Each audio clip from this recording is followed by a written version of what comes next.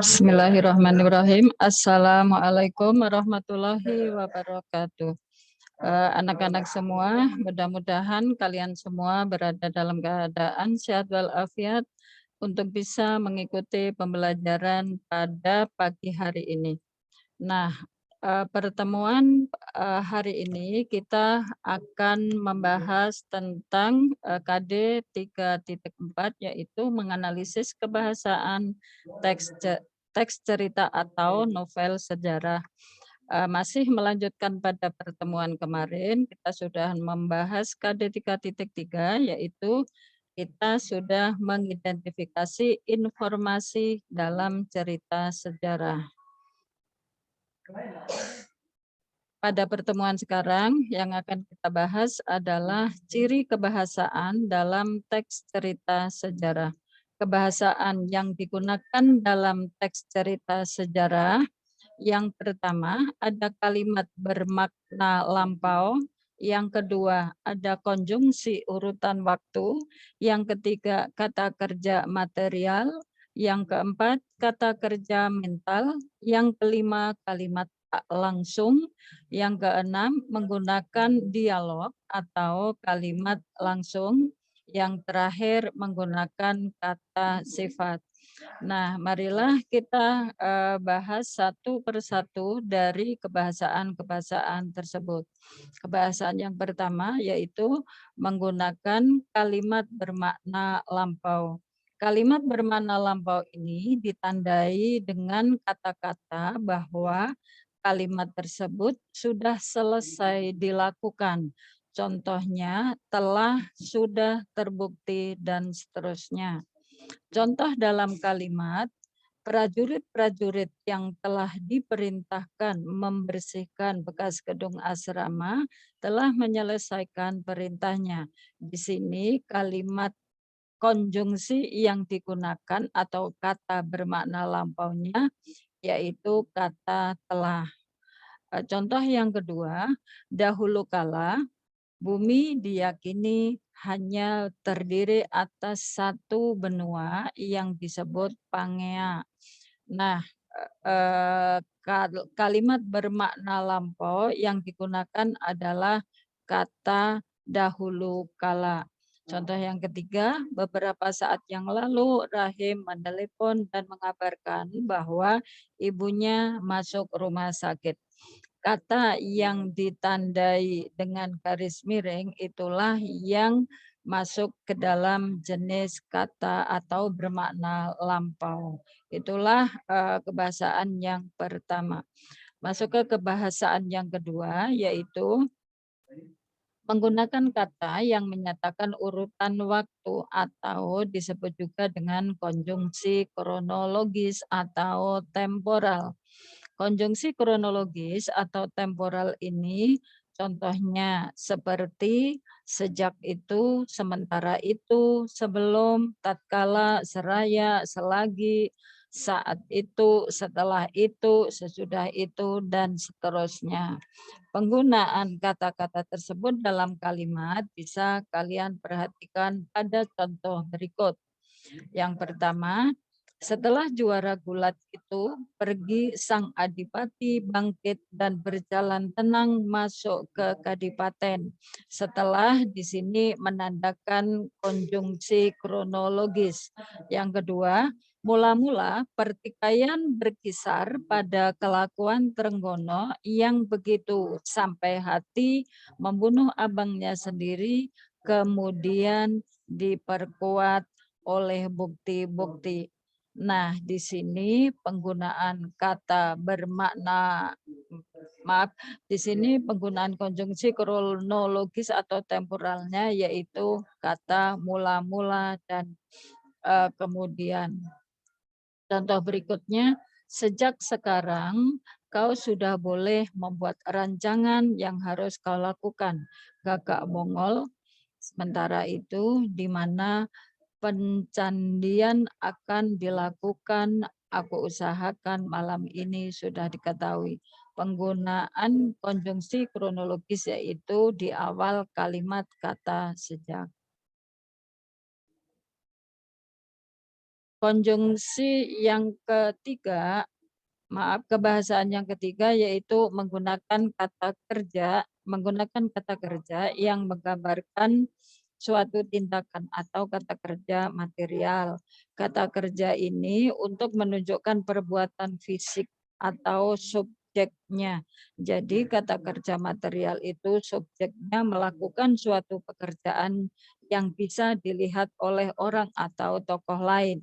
Misalnya berlari, menulis, melempar, tersenyum. Contohnya, pada suatu kali kaki kuda Demak akan mengepulkan debu di seluruh bumi Jawa. Mengepulkan di sini adalah contoh kata kerja material karena melakukan perbuatan atau pekerjaan yang secara nyata. Kebahasaan yang keempat yaitu menggunakan kata kerja yang menyatakan sesuatu yang dipikirkan atau dirasakan oleh tokoh atau dinamakan juga sebagai kata kerja mental atau kata kerja rasional atau tingkah laku. Kata kerja yang mengekspresikan respon atau sikap seseorang terhadap suatu tindakan, keberadaan, atau pengalaman. Misalnya, merasakan, menginginkan, mengharapkan, mendambakan, membayangkan, dan lain sebagainya. Contohnya kalimat-kalimat berikut, kata yang bergaris miring merupakan konjungsi yang menyatakan konjungsi material. Misalnya, jawaban itu mengecewakan para musafir, dan seterusnya. Kebahasaan yang kelima adalah menggunakan kalimat tidak langsung sebagai upaya untuk menceritakan tuturan seseorang, tokoh-tokoh oleh pengarangnya. Ditandai dengan penggunaan kata-kata mengatakan bahwa, menceritakan tentang, menurut, mengungkapkan, menanyakan, menyatakan, atau menuturkan. Contohnya, Riong Samudra menyatakan bahwa ia masih bingung dengan semua penjelasan Kandit Galih tentang masalah itu. Nah, di sini kata tak langsung itu adalah kata menyatakan bahwa. Begitu juga pada contoh-contoh yang lain. Oke, kita lanjutkan ke kebahasaan yang keenam. Kebahasaan keenam adalah menggunakan kalimat langsung.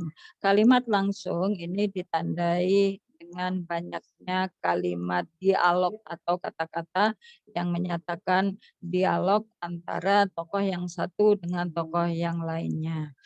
Contohnya bisa kalian baca di dialog di bawah ini. Berarti kalimat tak langsung itu ditandai dengan penggunaan tanda kutip dan diakhiri dengan tanda baca. Kebahasaan yang berikutnya yaitu kebahasaan yang ketujuh, yaitu menggunakan kata sifat untuk menggambarkan tokoh, tempat, dan peristiwa.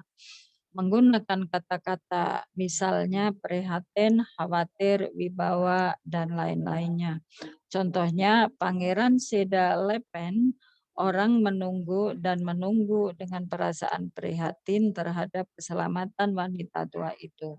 Nah, di sini kata prihatin merupakan kata sifat dari kalimat tersebut. Contoh berikutnya, Gajah Mada mempersiapkan diri sebelum berbicara dan menebar pandangan mata, menyapu wajah semua pimpinan prajurit, pimpinan dari satuan masing-masing. Dari apa yang terjadi itu terlihat betapa besarnya wibawa Gajah Mada. Bahkan beberapa prajurit harus mengakui wibawa yang dimiliki Gajah Mada jauh lebih besar dari wibawa Jaya Negara. Jadi di sini kata wibawa itu menunjukkan sebagai kata sifat yang dimiliki oleh Gajah Mada. Kebahasaan yang kedelapan yaitu menggunakan makna kias. Makna kias disebut juga sebagai makna tambahan atau makna ungkapan. Kata atau frasa yang bermakna kias digunakan penulis untuk membangkitkan imajinasi pembaca saat membacanya serta memperindah cerita. Contoh, di antara para ibu ratu yang terpukul hatinya, hanya Ibu Ratu Rajapatmi Biksuni Gayatri yang bisa berpikir sangat tenang. Nah, di sini ungkapan terpukul hatinya artinya adalah sangat sedih. Itulah penggunaan makna kias yang dibuat oleh pengarang untuk memperindah tulisan cerita novelnya. Yang bagian kedua yaitu menggunakan peribahasa. Peribahasa ini adalah kalimat yang susunannya tidak bisa dan tidak boleh diubah atau diganti, baik yang berbahasa daerah maupun yang berbahasa Indonesia. Tujuannya adalah untuk memperkuat latar waktu dan tempat kejadian cerita. Contohnya, hidup rakyat Majapahit boleh dikata Gemah Ripah Loh Jinawi, Kerta Tatara Harja, hukum ditegakkan, keamanan negara dijaga, menjadikan siapapun merasa tenang dan tenteram hidup di bawah panji gula kelapa. Demikianlah tadi pembahasan kita pada pertemuan hari ini tentang penggunaan kebahasaan yang digunakan oleh seorang pengarang apabila seorang pengarang itu hendak menulis sebuah cerita novel sejarah. Demikian pembahasan materi pada pertemuan hari ini, semoga bermanfaat dan marilah kita akhiri pembelajaran pada hari ini dengan bacaan alhamdulillahirabbil alamin. Terima kasih, mudah-mudahan bermanfaat. Sampai ketemu lagi di pertemuan dan materi berikutnya. Assalamualaikum warahmatullahi wabarakatuh.